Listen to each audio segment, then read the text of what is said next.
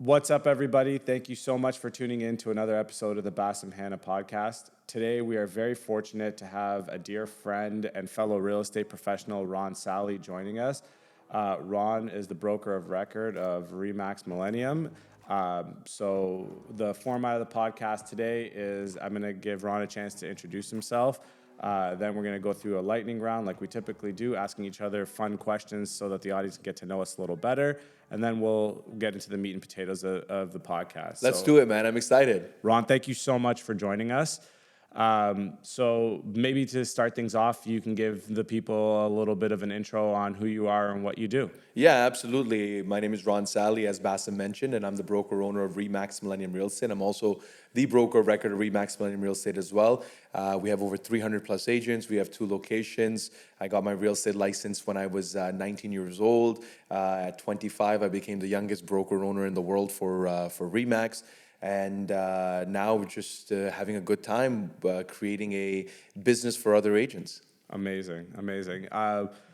So we'll get into like the whole the Remax saga because I think there's a lot of nuggets. I know the story and it's quite compelling.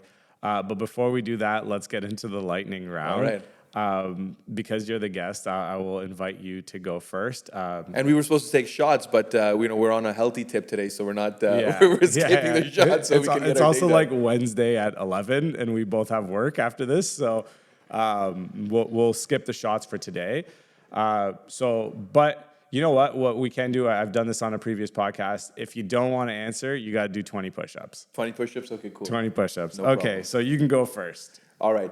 The first question I have for you, Basem, is what's one of the biggest failures in your life that you remember? One of the biggest failures. So one of my most defining failures. Thank you. One of my most defining failures was when I left school. I got a really good job at a consulting agency. It was like a coveted job outside of my school. And I completely shit the bed. Like I didn't know what I was doing. I didn't fit into the consulting world. And it was a really tough pill to swallow because I spent basically 4 years of my life trying to get the job, got the job, and then didn't do well in it. What that taught me though was you will ultimately fail at things that you're not good about or you're not passionate about, right? So what that failure forced me to do was take a very close look into my life and realize what I actually wanted to do, which was real estate. And it allowed me the time and the clarity to reassess what I wanted to do, realize that I'm not good at everything, and then start focusing my attention and energy into something that I really loved. And that's when I started to excel. So that was one of my biggest failures. Big question to start off the day, eh? Okay. My questions aren't like that. Question for you on, because you work in the real estate world and you have lots of clients, tell me on a no-names basis, who was the worst client you ever had and how did you deal with them? Oh man. Well, here's the thing, right? All the worst clients are really the learning experiences. But there was this one lady that I worked with when I was a little bit younger. She was going through a divorce, okay? And here's the thing. The divorce is her not divorcing her husband. Her husband is leaving her for another woman. That's the situation. Snap. Let's give you a little bit of a backdrop on what's going on. So now, I'm 21, 22 years old. And I've sold her husband's property, their property collectively together. I've helped the husband buy a new property so he can move in with his new girlfriend. Okay, and now because the funds are coming from the home, I'm also helping her kind of find a property. Every property we look at, she doesn't like it. She finds everything wrong with it. And while we're in the middle of a property, half the time she's poking me for questions about where her husband is moving to because I can't share any of that information with her. Right. So and half the time, I can't believe he left me. I can't believe. So every time we're looking at a property, it's just like, man, like what don't you like about this home? It's really going back to the conversation of the husband and the divorce questions. So every time we put an offer, she pulls back on the offer. We put in 3 offers, she changes her mind. Put in another offer, she changes her mind. And there's so many moments when I'm showing her the property, and I'm like, yes, this is that property for you. This is that property for you. Right. There's this one home We're going to see it's a vacant house. It was newly renovated. There's shit ton of snow on the ground all over. And I was so convinced that this was the house we're going to put an offer in. When we show up, the driveway's so full of snow, they don't shovel. And this is a tip for all the other realtors. When you have a vacant property, maybe schedule somebody to, come in and shovel the driveway. What I do is, I had this. Luckily, I had a shovel I found a shovel actually that was on the properties inside of the house. So I walked through the snow in my shoes. So I have snow all the way in my socks. I get up, I cleared the driveway for her so she can walk in because she decides to wear heels that day. And she's like, I'm not gonna walk through there, and I do that. So I do that because I'm convinced this is the house. We get inside the house. I'm like, look, it's such a lovely home, very nicely done. Okay, she's like, okay, let me think about it. We come back, my car gets stuck in the snow. Okay? Oh my gosh. And what do? I'm there, I have a suit on, I get down, again, I clear the snow. It was a brutal day. And after we get inside the car, she's like, listen, I don't want to see any more properties. I'm not feeling so good. I don't like what's happening in my life. So anyways, long story short, this is probably one of the worst clients that I remember on top of my head, because everything that could go wrong, she would find wrong. And even after getting her a property, she was unhappy with the property as well. So I just think there's a lot of personal stuff going on with her, but she always comes to mind whenever I think about a worst client. So now we don't pick up her phone calls. So now I just don't deal with divorce cases if that ends up happening. Although the best real estate deals are found in a divorce. The first house I bought was off of a divorced couple, and they were like so eager to, not that I'm so sorry that they're going. But like it worked out really well for me and my wife because we ended up stealing that property. Exactly. So it was amazing. Okay, your turn. What's one of the biggest lessons that you learned in your business or what you were setting up? What's one of the things that you picked up where you're like, this has always helped you in your business for what you do forward? I wish you told me these in advance so I could think. It's a lightning round, man. Normally, like people ask like how much money you make.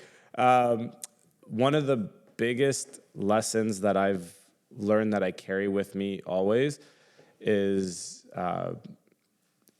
it's a lesson and a saying. Like it's darkest always before the dawn, right? So when I'm trying to solve a problem, or when I'm in a situation where I'm like, man, I really need, I'm gonna give up, right?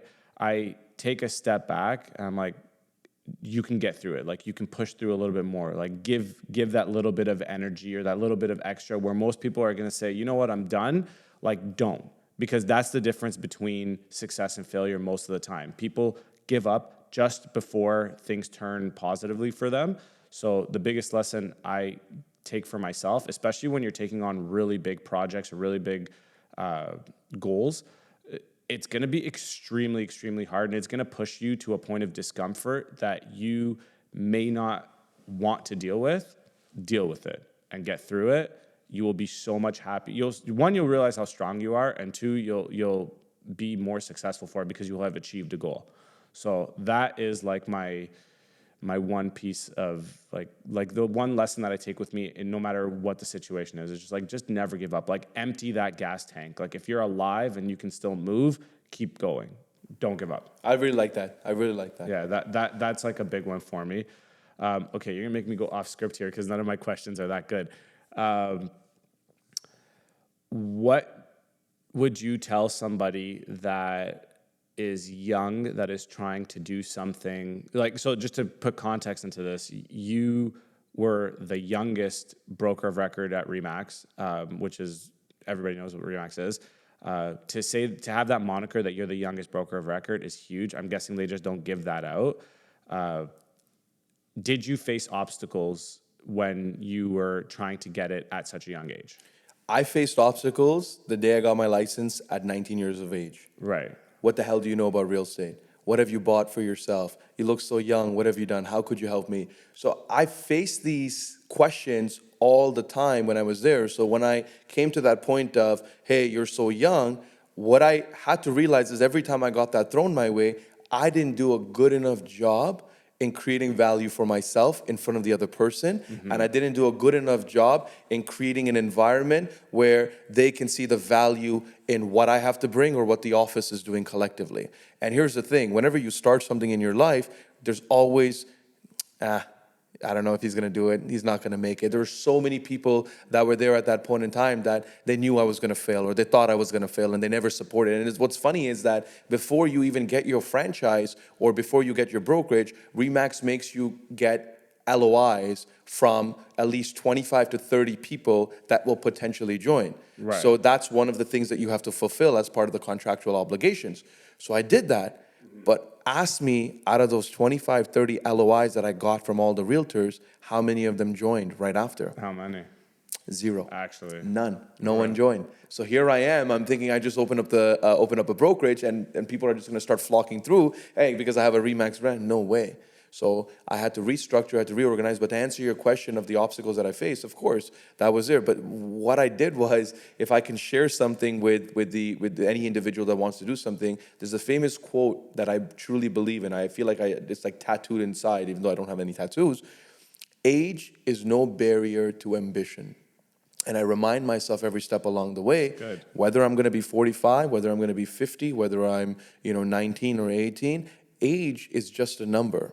Yeah. And I think I'm a lot older than what I am, but because that's just how I operate and how I think. I think I'm behind in what I have to do because there's so many goals, because the people that I'm dealing with are far ahead in where I need to be in my life, or where I see myself to be during that in my time frame. Mm-hmm. So age is no barrier to ambition. And the other big thing is, when you are so fired up with what you have and with what you've created, you're just weeding out the no's. Hey, we have a great thing, Okay, next. Hey, how you doing? We have this great. So you're just moving past because you're so excited with what you have that you don't really care about the no's that are coming your way because you're just so excited. So that's how I was when I started it. So if you had to nugget that into something that somebody listening to this could take, if you're young and ambitious, what do you do with that? Like how do you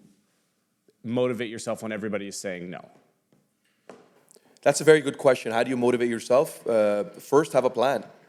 Have an end goal in mind. Where do you want to be? And then what you do is you set your targets, and you're aiming for a large goal. For example, if you ask someone that says, hey, how much do you want to make in a year? All right, if you're making 40, 50K a year and you say, hey, I want to make $750,000 this year, if all you've been doing is making 40, 50K, for you to get to that goal, let's be honest, it's going to be really challenging unless there's something magical that you do. Right. So let's be realistic with your goals and let's have clear intentions. So what I did was I set goals. I said, this year I want to have X number of individuals in my firm. Right. The second year I want to have X number of individuals in my firm. And the third year, till I didn't create that criteria, I didn't know what I was working towards. So first, know what you're working towards. Okay? Okay. The other thing, what you're looking at is you're saying, how can I give rather than take?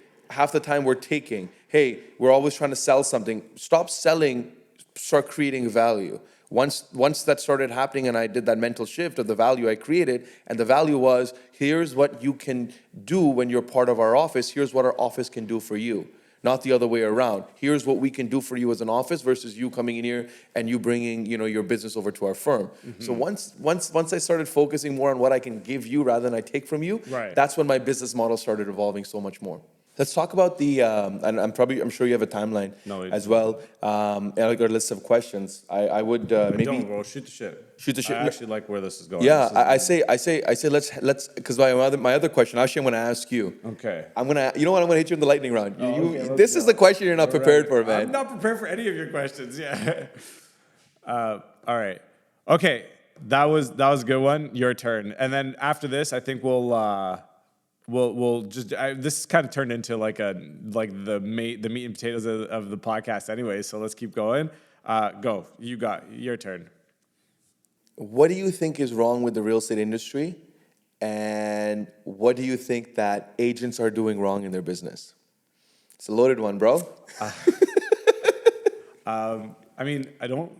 Okay. I'm gonna leave the agents one to you because you have more experience. How about you? I'll answer it from my perspective, and you answer. I know you're trying to dodge the question. Sure. Okay, answer it from your perspective, from a third person, from what you see. What do I think is wrong with the real estate industry in general? I want to clarify. It's not that it's wrong. It's like maybe the better way to ask that is or the way that I'd like to answer that is what do I think can be improved? My whole reason for being right now is I don't think that there's enough developers, like proper developers that represent minority communities in Canada. The thing is, the vast majority of the people coming into this country and the vast majority of the money that's coming in to buy these units are minorities, right? And where I think that the real estate industry can improve, or where I'd like to improve the real estate industry, is being able to represent the people coming off the planes and off the boats. And I know that like Canada's a melting pot and all that stuff, but I'd love to see more diversity in that aspect of development. It is what drives me day to day. From an agent perspective, look, if you're a developer, just so that people understand, the development world tends to happen as there's a construction component and there's a sales component. The agents are very critical for the sales component. And for people that don't know, you are a platinum broker. You sell a lot of pre-construction units on behalf of developers. What I would love to see is agents becoming a part of the development teams. And this is something you and I have talked about before. It kind of breaks the mold because normally a developer will just pay an agent some kind of a commission for selling the units, but all that profit is locked into the developer, the development company. I'd like to reorganize the sharing of that pie because agents could. There's more accountability when the agent is also a part of the development team. Now, I understand there's conflict of interest stuff and whatever that has to get addressed. But that's where I would love to see agents go. It's not that there's anything wrong. Nothing's wrong with what's working right now. It's working. Canada has a booming real estate market and it has for the last however many years. But in that boom, I'd love to see us level up, right? Like it sounds so bad, but like we take scraps, right? Developers carve up the pie and then whatever, they decide who gets what. The people that are so instrumental to the success of these developments, I'd like to see that I think there's a different mold, or like the way that I would come at this to try to compete with established people is to reinvent something to motivate the people that we need to help us make successful projects. So I think that's what I would like to see, or what I'd like to do. To add on to that, one of the things that I've learned and I've picked up on is that each person has a risk threshold. Yes. And once I understood the risk threshold of where they are in their life, their age, and what they're doing, it really changed my perspective on how much money is somebody willing to put forward, or the risk that they're willing to take that's there. If we talk about immigrants in general as they're coming into the country, a lot of them are selling everything that they have to come into a foreign land. Now It's a little bit more planned, but during the time when my parents came into this country, came with next to nothing. Yeah. Did the labor jobs, did the odd jobs, and then amassed what they had to amass to get to where they are today. And same thing with your family and some of the people that were around. In terms of development, I mean, all across Canada, I mean, we're in Ontario right now, but if you look at Calgary, if you look at Vancouver, there's a lot of immigrants that it's the diverse part of development. They've jumped in and they are building some things. Do we get to hear about them a lot? Probably not, because we're not in that demographic of there. I've come to know some people through social media in Calgary or even in Edmonton and even some in Vancouver that have reached out and connected, and they're doing some crazy amount of home development. They're doing some crazy, and you're starting to see that now as well in the Niagara region. I understand what you're saying from a holistic perspective, and especially kind of bringing realtors on rather than selling, being part of the development process as well. But also depends on the risks that they're willing to take. And that risk is always, it's like this, right? It's like when you're playing a hand of blackjack. You're supposed to bet. The gamblers. Okay. No, look, that's really what it is. It's you're supposed to hit. Yeah. And then you don't hit. Now what? You just messed up the whole round for everybody else as well. Like hit on 16. Yeah, exactly. Like every then there's always that one guy that says, no, do what you have to do. But really, you're supposed to. You're going to do it. But the next round and third round, you get a chance to make it up. Right. So that when things are down right now, or when they're starting to pick up, but when they're down, you're supposed to pick up real estate. How many people are willing to jump in the market and they're buying up things? The ones that understand it are. Yeah. Make sense? So that's But that's that, the. but that's I'll say something like that's easier said than done, right? Because you like take the picture that you painted. Like you've sold everything that you have in the country that you came from. You've come in. You're trying to establish yourself, and one wrong bet will send you into like a downward spiral that you might not be able to come out of. So like your risk appetite, even if you were a risky person where you came from, or you were an established successful person where you came from, the minute you come to a new country and you're like, shit, if I put my life savings into this project and it doesn't work out, now I don't know where my rent is coming from or my mortgage is coming from. I don't know. Like, so there's the risk appetite is something that has to be very clearly understood in the dynamic of that problem. The one thing is, I will say, what I was saying is not to take away from the groups that have established and done really good things in Canada right now, because they are truly like the pioneers and the people that we should all be looking up to. And I've worked under several of these shops, Yeah. like while I was building my experience, to realize that like this is a labor of love, it's passion, it's all those things. My whole thing is like I'll tell you, I don't know a lot of Egyptian developers. You know, like I don't want to speak for other cultures, other communities, but I don't know a lot of Egyptian developers. But I know a lot of people in my community buy pre-construction condos. They're landlords in condo buildings and whatever, because we did the property management for them when we used to do that. It's always like, it comes back to this, like, why not us? You know, like, why can't we do this for ourselves? Or what is stopping us from doing this for ourselves? And oftentimes it's the ability to take the risk in that uncomfortable environment. Like the market is arguably down right now.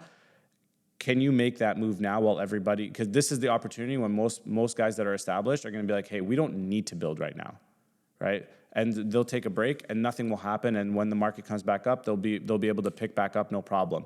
But if guys like us can take that next step and say, okay, this is when we're going to take that risk because we know this is economically speaking the right time to take that risk, I think there's disproportionate reward. And once you've established that pattern and that track record, you also pave the path for other people to say, hey, that guy looks like me or that girl looks like me. If they can do it, I can do it. And then it builds and builds and builds. It's the beauty of Canada. It's what Canada is. And I love that. And that's one of the things I love about our country so much is the diversity that we have, especially in my office. We have a very diverse group of individuals in the firm. And understanding the culture, understanding their thought process, understanding where they come from, celebrating their culture, celebrating what they do. It's such a great part of and that's why so many companies that come from the US, they fail in Canada because they don't understand that cultural aspect of really who we are. And one company that I think has really understood it is Tim Hortons. You know, the way they market, the way they showcase, they really hone in on the culture of each individual person in each community. Yeah. And they do such a fantastic job of that and doing that. You know, they're saying, you know, coffee's for everybody and you know the way it is. But I love that. I don't think I would be here where I am if I didn't deal with a diverse group of individuals. And you learn so much from where they come from, their hardships, and so many people have done that. Coming back to the question you threw at me. Yeah. Here. What? Thanks. For where sort of I see where things could be improved in the industry, or you know, things that could happen.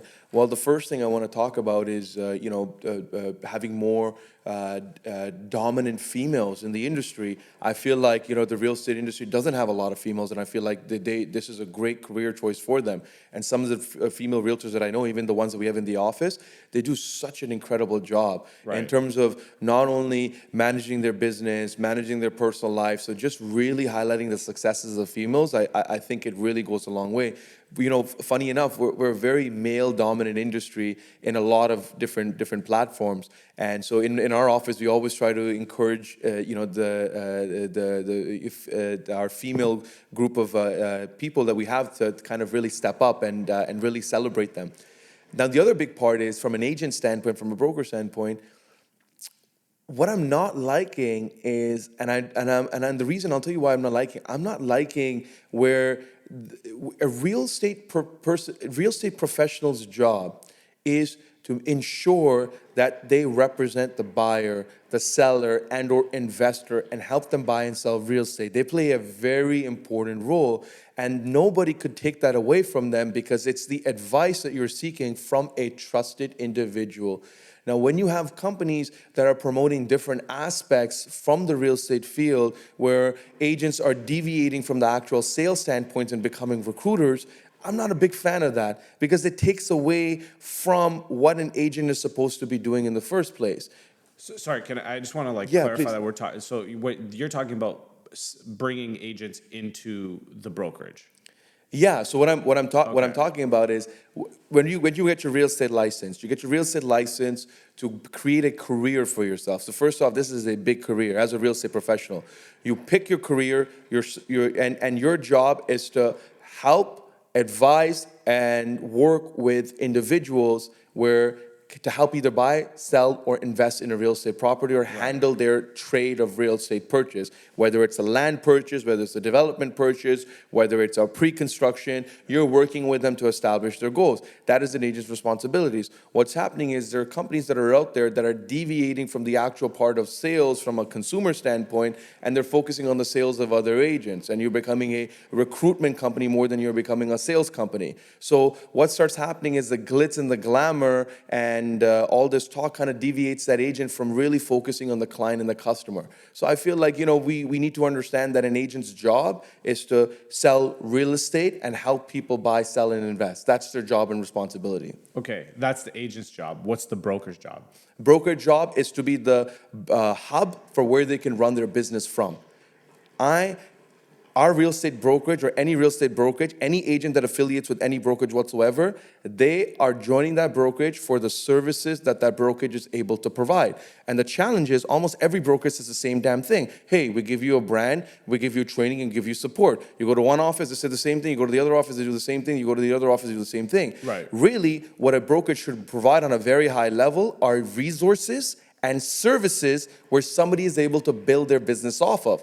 Use Google as an example. You have Google Drive, you have Gmail, you have Sheets, you have Docs, you have an ecosystem for where somebody can really operate anything they need to do to rather manage a business, do anything from a personal standpoint. Mm-hmm. Does that make sense? Of course. Think of Shopify as an example. What is Shopify? It's an e-commerce platform for other businesses to build a business on. So what are we? We're a business that builds businesses. You can build your business from the service and the resources provided by our brokerage, whether that's training, whether that's marketing, whether that's administration, whether that's pre-construction, whether that's mortgage, whether that's legal. And then we make it easier for you to run and operate your business from anywhere, anytime in the place. Okay, but I'm gonna Yeah. I'm gonna stop. I'm gonna be a contrarian here. But Yeah. say you have the world's best platform, right? But you are not recruiting or getting people to that platform, then it's not successful, right? So I hear what you're saying about the agent's job is to represent the client. And actually, you made me think about that. Making an agent a part of the development team might be a little bit difficult because then there's a conflict of interest there, right? Because if you're on the development side, why wouldn't you sell that property for, you're going to be motivated to sell that property versus another one just because of bias.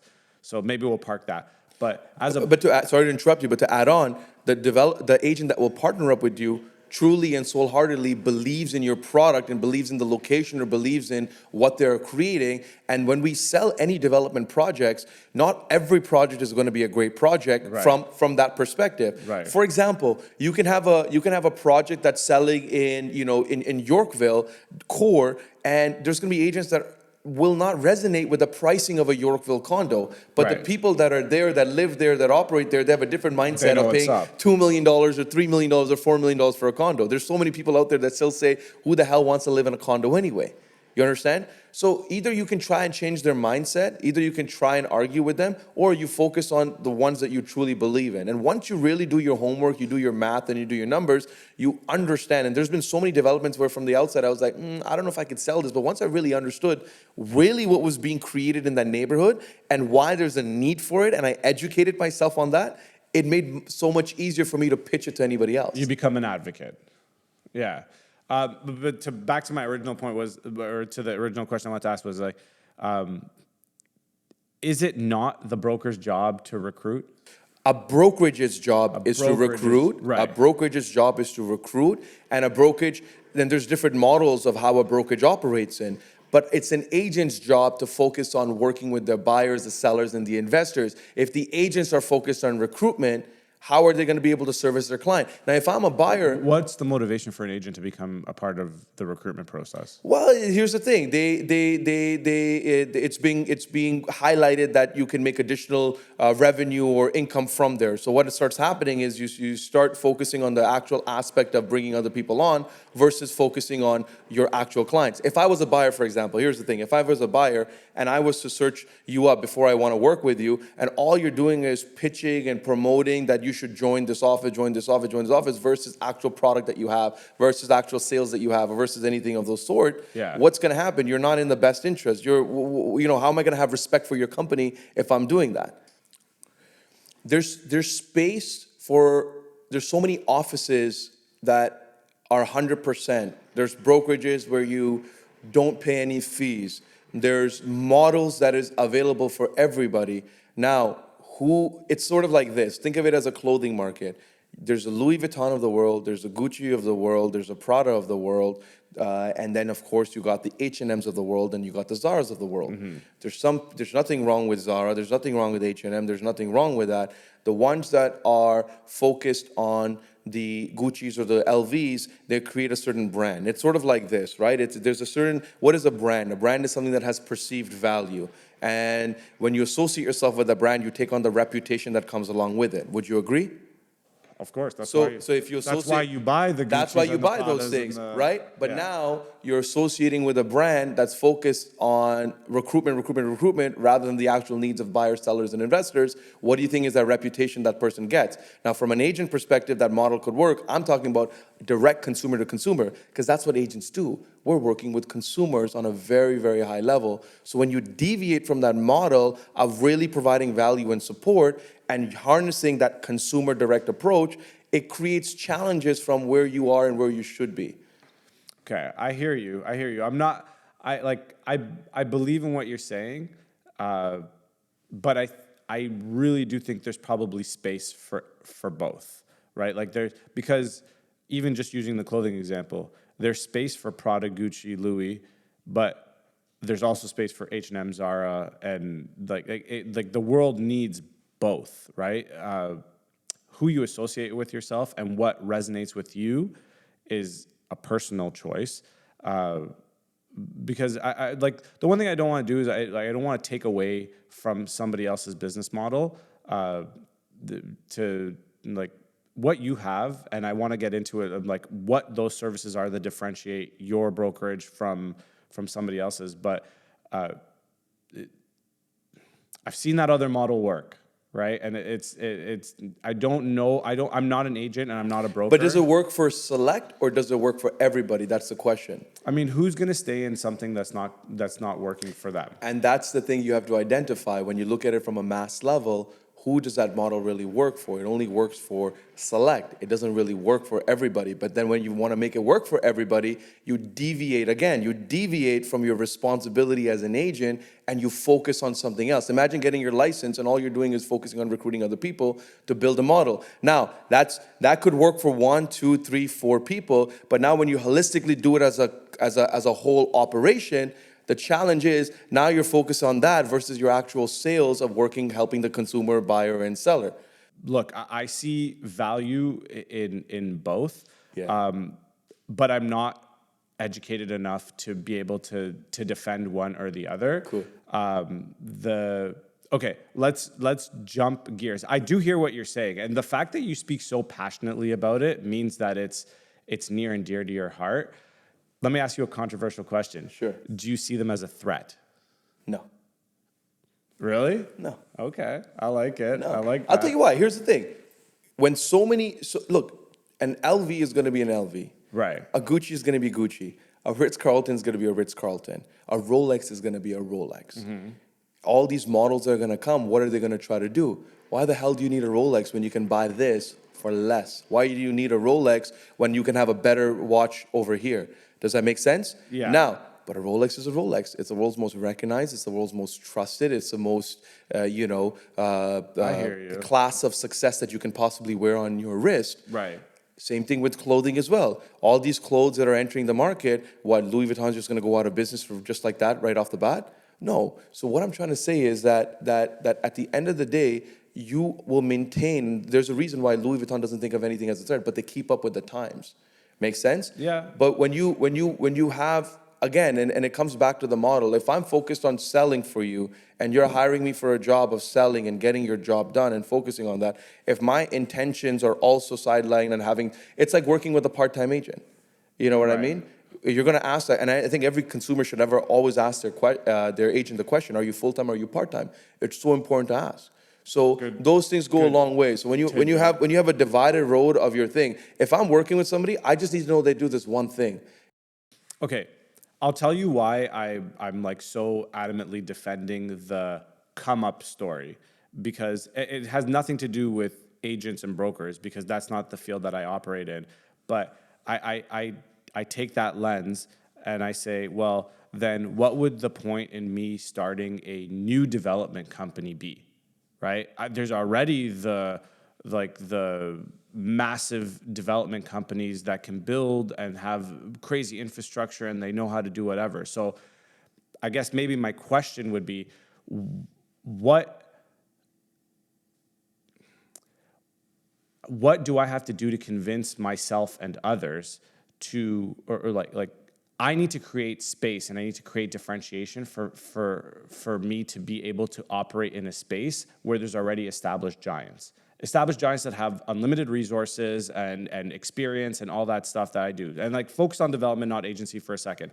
What would be the differentiating factor that I would have to put into play to make that happen? Because I can't be the Louis or the Gucci or whatever when I'm a startup, right? So like, what do I have to do, or how do I entice people to come and join my cause versus their cause? Story.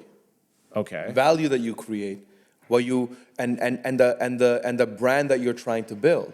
That's very, very important. So if you are and if you are building something, and if you're building something and you want to be in it for the long haul, you're not focusing on the shortcuts in between. No. You're not selling a glitzy and glamour story and have smoke and mirrors. And that's really the challenge, is that there's so much smoke and mirrors that are out there.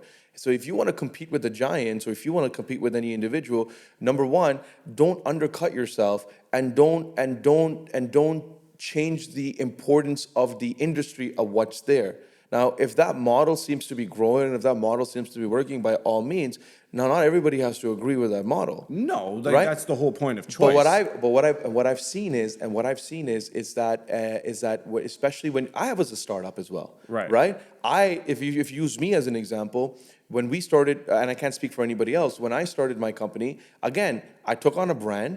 And I thought it was the biggest brand, but I still wasn't able to hire agents a lot in my first starting year, sorry. And so I had to figure out a way to differentiate myself from the giant, but I never undercut. Okay, let's keep going, because I feel like the lightning round is actually turning into the podcast, which I love. I think it's your turn. So I have a question for you. What do you feel, or what do you think that could be improved in the real estate industry from a development standpoint? Great question.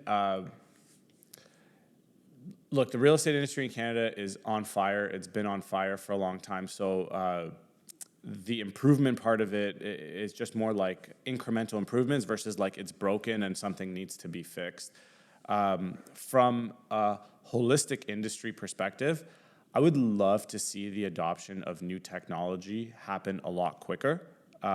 We are still building buildings in the exact same way and form that they did 20, 30, 40 years ago, plus or minus some minor incremental improvements. With technology where it is, I'm very excited to see what the industry can do with things like 3D printing, or something even more simple as like precast construction, or glass solar panels. So if you have a window wall on your building, it's also producing energy, right? Or if on a precast building, I've seen it just becomes more efficient. So like you can build a building faster and cheaper, which then ultimately gets reflected and gets passed down to the users. So that's from like a holistic industry perspective. I'd love to see the adoption of technology happen much more quickly.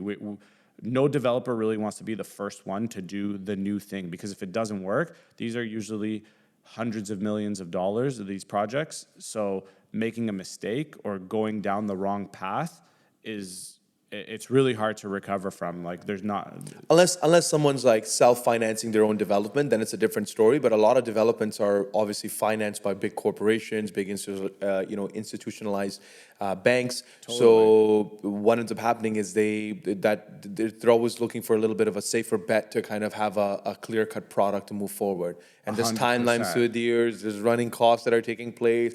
There's so many challenges and obstacles being thrown your way, such as rising costs, and so it's not easy to be a developer, and that's why not a lot of people, and that's why it's amazing that this is the field that you're in, and because not everybody has the appetite for it, and I think you will do an exceptional job at it. To take it back to you and like, how can you see the brokerage and agent game improving, or where do you see it now, and what would you like to see improved? Yeah, that's a very good question, and we're actually working on that right now, and we have it in process. And what that means is, number one, everything starts with what you're really trying to achieve. First off, what is a brokerage's responsibility? Brokerage's responsibility is to provide services. All right. And that's when an agent is joining that brokerage, they're taking on the services that the brokerage is providing, right? We're a business that builds businesses. They have to be able to trust and ensure that they can run, operate, and grow their business from the services that we provide.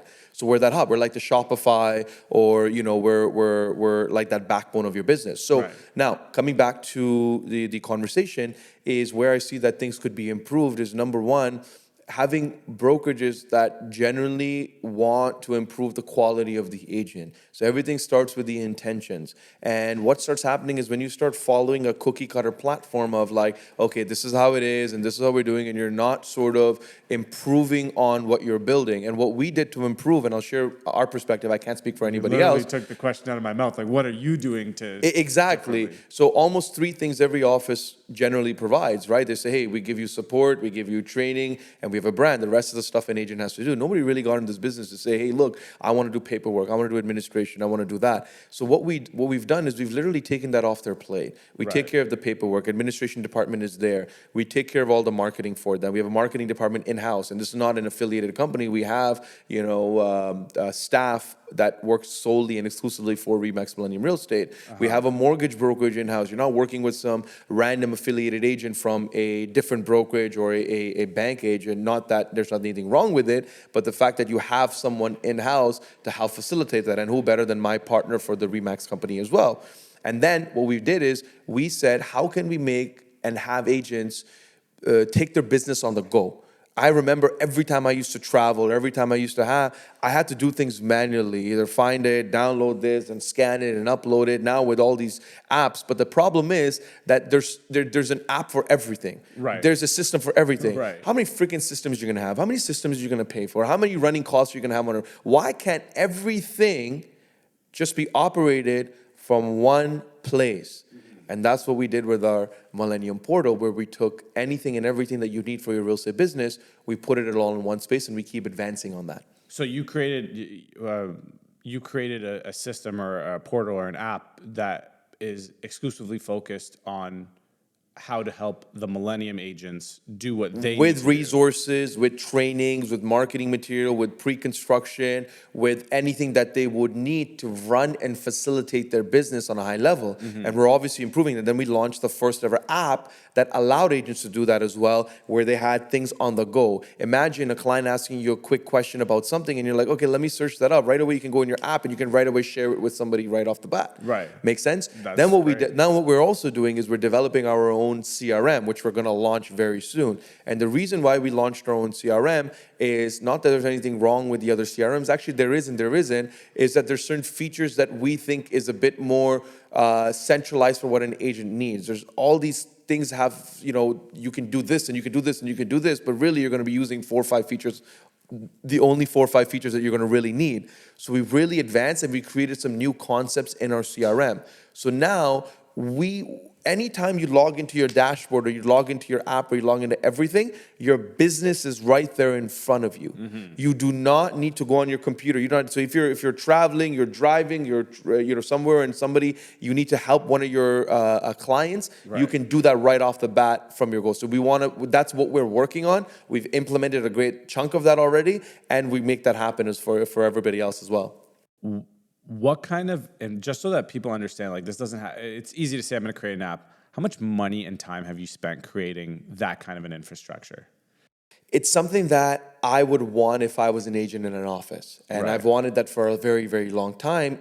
The ideas just actually got formulated when I started seeing that these are needs, and everything we created is not just for the sake of creating. They got created out of a necessity. Right. And so I would say I've spent over $1 million, well over $1 million, I would say, putting it all together, especially with the CRM. The CRM was not cheap, and it's still not complete right now, but we're going to be having a full working product. But once it's launched and it's ready to go, it's going to blow people's minds away. And do you find that it's yielding the results that you want it to yield? Well, yeah. I mean, last 3 years we've won worldwide, Canada-wide, largest growth in an office, and 2 years in a row we won worldwide.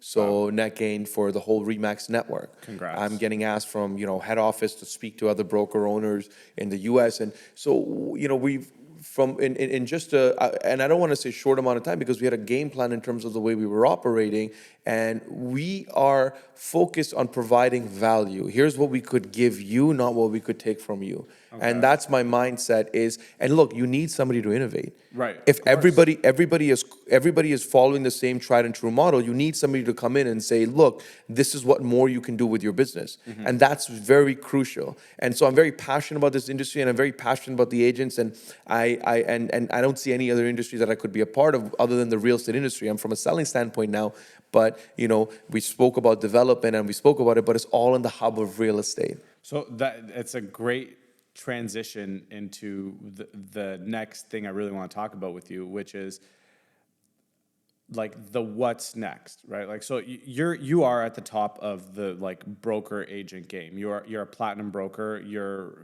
respected and desired by literally every well-known developer. They come to you when they have product launches, and you're the first to see their products. And I'm fortunate enough for them to trust me to continue to sell their developments. Yeah. What's the evolution of that, or what do you dream the evolution of that is? And it's a leading question, because what I really want to ask is, do you ever see yourself being a part of the development or developer themselves? Yeah, absolutely. And and look, here's the thing, right? It's like playing a video game, and you have levels. Before you can get to one level, you have to finish the other level. So you have to beat the boss on one level before you can beat the boss on the other second level. Right. And you get to that. But here's the thing with this video game, it never ends. There's always a level after level after level after level after level. And when you think you're at the top of your game, I'm not really at the top of my game, if you ask me. I'm headed there. And the goal is not to be at the top of the game, because you'll never really be at the top of the game, because the game keeps evolving, right? So that's really what it happens. What I want to do. There's guys like us that are changing the rules from the bottom, trying to like get their way up, right? Exactly. And we do it with integrity. We do it with quality, and we do it with value. And that's really what it is, because once you have morals, you have values, and you have integrity, you will always succeed, because your intentions are pure and clear, such as fairness, such as transparency. These are values that you have to instill as an individual. And one of our company values is fairness and transparency. We want to be as transparent as possible. So to answer your question, right now, my focus is to really launch our tech platforms. Fair. And to get those, because they're little babies right now. And these babies need time to grow, and you need to nurture them. You need to feed them. You need to, and then when they cry and they hurt themselves or whatever, you need to be able to take care of them. So that's what my focus is. And as opportunities come on my table, I promise you, Basem, that so much comes on your table, but you have to ask yourself, with all of this right in front of you, in order for you to take this route, you have to deviate your focus to do that. 100%. Makes sense? But more than anything, now imagine this. Everybody has a number in this world, okay? Yeah. 2 million, 1 million, 5 million, 10 million, 15, 30, 50. What is that number? Each person has that where they don't. If I asked you, I said, what's that number for you where you never have to work a day in your life? You probably have that number on top of your head, instinctively doubt that you're going to do it. Yeah. But there's a number. So like all the individuals. Now, why do we work the way we work? Reason why is because we have a passion to create something and innovate something and to give back to our industry in our capacity. But anybody that's working has a number. Now, let's say, for example, somebody wakes up every single day, goes to job, or an agent that goes every single day to sell, and they get remunerated for the work that they've put in. If they took that number and they said, hey, you know what? Let's say 10 million is that number. I give you $10 million today. Now what? What are you going to do? What's your game plan tomorrow? So I'll tell you, like when you asked that, what's that number question, I think there's a scary part that people don't ever think about is like, what happens when you reach that number? Yeah. Right? I was very blessed that I reached and surpassed the number that I thought I had in my head. And then it leaves you like asking some very, very deep questions to yourself. Like, what am I doing next? Why am I doing what I'm doing next? And I think that like there is no number. I don't actually think there's ever a number. I think there's a level, and once you've beat that boss, then you have to it's a choose your own adventure of how you get to the next step, right? And what that next number or goal is going to be. Maybe the next goal isn't a number. Maybe after you've reached your financial goals, it's like, for me, it was helping people, right? Like if God has blessed you enough in this world to achieve your personal goals, I think you have a moral obligation to stop and look back and be like, how can I help the people that are not where I'm at? So to add some limelight, when you're young and you're hustling and you're bustling, the only thing you're chasing after is the checks. You're chasing after money. And once you and here's the thing, it's so funny, right? There's an old saying. They said no philosopher ever became rich. First become rich, then become a philosopher. Yeah. So, yeah, I see stuff on the internet all the time. I'm like, man, you haven't done anything, and you're giving me money advice, and you're telling me about all this kind of stuff. First, get to that stage, and then we'll figure out the rest altogether. Exactly. I'm not a messiah. I'm not an influencer. I'm not a celebrity. I'm a community broker owner that wants to have a certain style and select group of individuals that want more out of their career. That's all I want. And I humble myself on a daily basis to make myself and understand that what I am is I want to create. Right. And I consider myself as an artist. And I said, what is it that I want to create and what do I want to put forward that I can be proud of? Mm-hmm. So once you've tasted the money and you've tasted all of that and you've tasted the blood a few times, you said, is it really that motivating factor for you anymore? No. Like how much is enough is enough. So, when you taste it, again, it sounds funny because the ones that haven't touched it, that's what you think about. Because I used to hear this stuff when I was younger. I was like, man, I can't wait till I get that my first M, and I can't wait till I do this and so on and so forth. But once you hit it, and now you're like, okay, cool. What's important to understand is what can I put forward in the world, and that's what you create, and that's what I'm doing with our brokerage with Remax Millennium Real Estate. And it's I'm so passionate about it in terms of what we want to do. And look, I'll be honest with you, it was a hard grind, and I'm still grinding. I've just scratched the surface to now really get to the stage that needs to go there, because now I have a proven success, a little bit of whatever success that I have put forward. Right. So every day, if you ask me, if one of the lightning questions I was going to ask you is, how do you humble yourself on a daily basis? I humble myself. I'm not an important person. I do again from an house. Yeah. I am not a celebrity. I'm not important. I don't think of myself as a messiah. I just have a job to perform. And everybody is equal to me in terms of what I have to do there. It's also like the responsibility of people counting on you, because everybody in your brokerage counts on you, right? Like, so you, regardless, if you're in any leadership position, if you're still thinking only about yourself, you're probably not going to be in that leadership position for much longer. So the fact that you bring that kind of mentality, it shows that you're wise beyond your age years, right? You're not that young anymore, but you're still you're very young for the level of success that you've achieved. But just the way that you're talking right now, this is, that's wisdom, man. That's something that anybody at any age can take from this.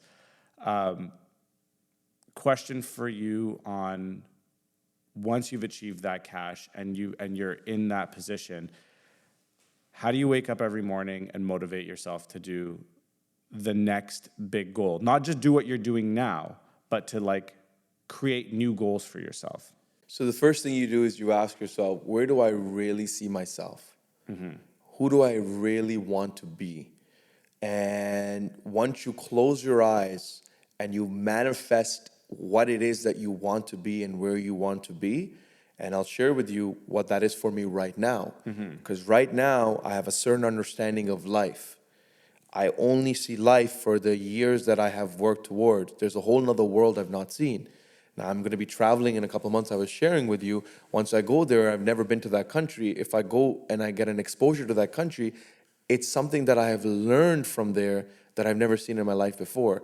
And that's called experience. And that experience you only get with time. For sure. And the reason why I share this is I've had to understand, and this is when people say patience. Patience really just means just time. Right. That's what it is. Just let it be. It's going to happen in good time, and you'll understand. You'll get a better understanding of where you need to be. So right now, where I am, from whatever I have done or whatever I am doing, I have a certain understanding of what life is and what it needs to be. Maybe when I actually have children like yourself, or I have a partner and I have other things that I'm doing, my perspective will change because now the requirements and the needs have changed a little bit. Totally. But as an individual right now, where I see myself is, number one, I see myself being one of the largest Remax brokerages in Ontario. Secondly, I see that agents have and can find success from Remax Millennium Real Estate, and we innovate the game through our technology and our resources, and we set a bar for other people to follow. And that's really where I want to be for the next, and that's my 5-year plan to achieve all of that. Okay? So my 5-year plan is to have that growth level. So once you start growing, you want to be able to double, triple your growth at a certain point. Right. But when you double, triple your growth, you got to have metrics and barometers of resources, humans, and sorry, not humans. I say HR and stuff like that. So people that can run your ship for you. Right. So the other part that I've learned from hanging out with individuals such as yourself and some of the developers that are really great friends of mine and people that have really, really made it, and I'm a big fan of their work, like I'm a big fan of your work. I've Feelings mutual. Yeah, thank you so much. I've asked myself, I said, how can I replicate Ron Sally? And I would ask that question to you, how do you replicate Basem? And that's the thing, can you or can you not? So that's the hard part of, can I create another version of myself, and how do I do it? And if so, who that person is, and so these are hard conversations that come with time and as the stages are required. Right. So when the growth takes place, how do you replicate pieces of yourself so now you can grow even more? I mean, dude, let me pitch you on something that I feel like most brokerages and agents that I talk to, especially as a developer, underappreciate or undersell about themselves.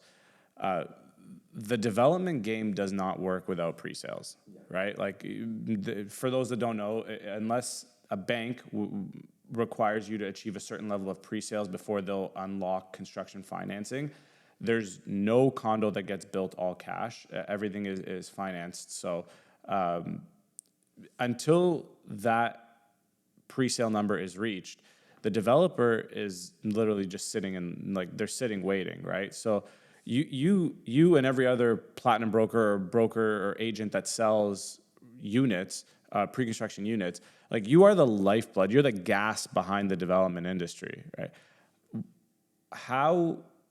If you could recarve the development pie, do you see that there's a more robust, or at least I see that there's a more robust place for the people selling, because your sales team is ultimately the thing that drives the success of the business?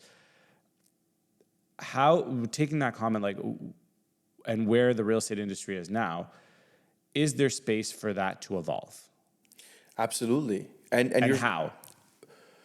Well, look, here's the thing, right? Everything gets driven by capital. In order to put a vision to life, there's always a funding, right? That has to take place. Yeah. So I'm a big fan of movies, and I really study the metrics of movies and movie stars and everything of the sort. It's one of my hobbies that I do. I look at how much a movie was financed, how much a movie was made on a budget, how much collections it took. I don't know. It's one of these weird things that I have. It's like when you study the market. I don't know. I study the metrics of that movie, and then when I watch behind the scenes, the producers and the directors, they talk about what it took to really get this movie up and running because somebody truly believed in what they had.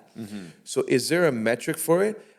Right now, I don't think anybody's really put it forward. I think you're one of the driving forces that is really kind of changing up the game and saying, look, it is possible. And a lot of it is education. Right. Not a lot of people are educated on this field. And even when I speak to you, I learned a couple of things that I probably didn't know about before as well. And I love that you're really sharing and spitting that information out for everybody because it's the next chapter and the next stage. Now, the challenge ends up happening is, again, education is very important. If people are educated enough, and who's going to educate them, and when I say who, I mean who is going to educate them, because they also need to be able to have value in the person who is talking about it. And I think you got what it takes for sure. And the other big part is that is funding. How much money is money? Because when we're talking development game, we're talking hundreds and 200s and millions and millions of dollars. So the developer themselves needs to put between $10 and $30 million into a project. I mean, look, I know a lot of agents and brokers, especially the power brokers. They have money. It's not that they don't have money, but it's just like they would never put it into a development project from the onset, right? They come in and they make fees based on sales and all that stuff. I mean, my question is there a point, and I really mean this because I don't know the answer to this, like, is there a point where it's like the agent is now a partner in the development? There's the possibility. Again, it depends on if there's a product out there or a structure out there that makes sense on a large scale, and can agents be partners? I don't see why not. I mean, that's my key to success right now is trying to reinvent a bit of that wheel so that I have the ability to compete with the more established brands, right? Like if I have partners that are more sticky, it'll help us in the long run, or that's what I hope. What is your view on the current real estate market? There are moments in the industry where you get opportunities to buy and sell, and right now there's a great opportunity to purchase and find some great deals and find incentives and product that in a certain market you would have to pay a lot more for, or you would have to put down more money towards. So right now, with my current state of the real estate market, it's great, but you're seeing it pick up now. Yeah. And you're seeing it, and I'm noticing it very, very well, though. A lot of homes are getting multiple offers again. A lot of homes, again, there's been the slight adjustment that has happened. Right. Of course, we've all had that. For sure. And it's not that every product is moving left, right, and center, but what you're noticing is that a lot of people that moved away during COVID and sold their property, they're now coming and flocking back into the city. You're noticing that the government is now, with the foreign buyer amendment, they did an amendment for the foreign buyer ban. Yeah. And now they changed it up a little bit for people that are currently there to be able to purchase a home. And now you're seeing a lot of people coming through from an immigration level. So there's periods in time in every market, and once you really study it, you realize that, it's like a blackjack game. You have to know that there's certain times you just have to hit. So this is a hit time. It's a hit time. All right. If you have money, you should be putting it to work. Well, yeah, I mean, last couple of months was a hit time too, but now you think things are picking up again, so. Okay. You're in pre-con, or you deal with pre-construction sales a lot, and construction costs are a big determining factor in what sales price is. Do you have any commentary on where you see construction costs going in the next 12, 24 months? It's not going to come down. It's not what anybody wants to hear, but it's hard to take money out of Look, people's pockets. it's supply and demand, and just like wages go up over a period of time, and money comes into the industry and the market, and so cost of goods go up, and it is what it is. It's just the nature of timeline. So they're not coming down. Are they going up? Probably. Okay. Fine. With that in mind, and we talked about construction costs, where do you see sales prices going?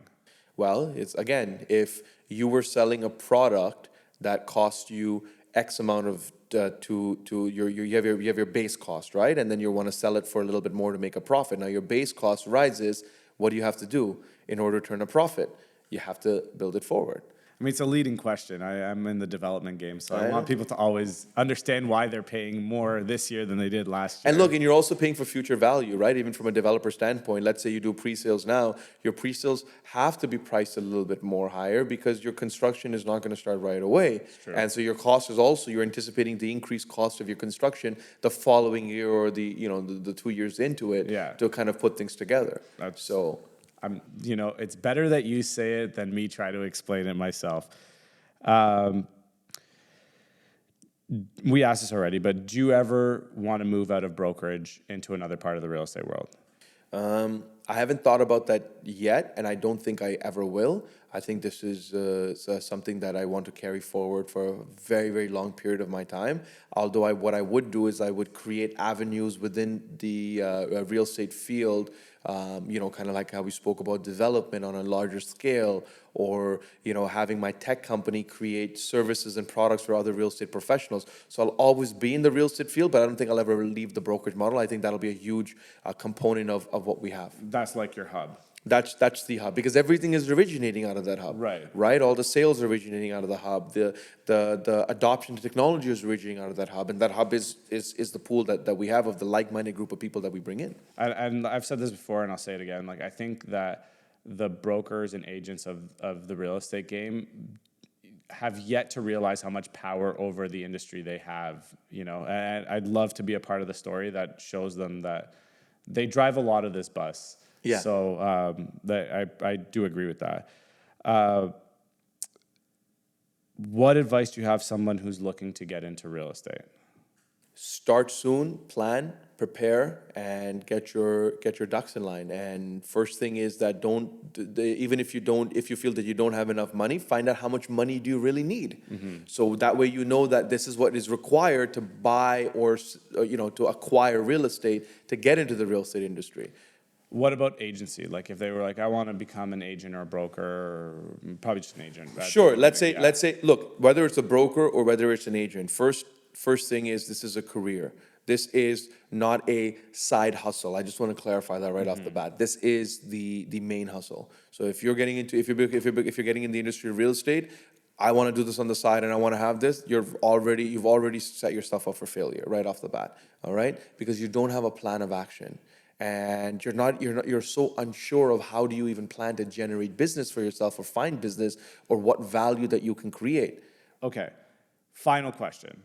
Do you do any investing yourself? Yes, I do. Okay, what do you invest in? I buy. How do you pick your investments? So right now I'll share with you. Have I bought properties before? 100%. Do I own properties? 100%.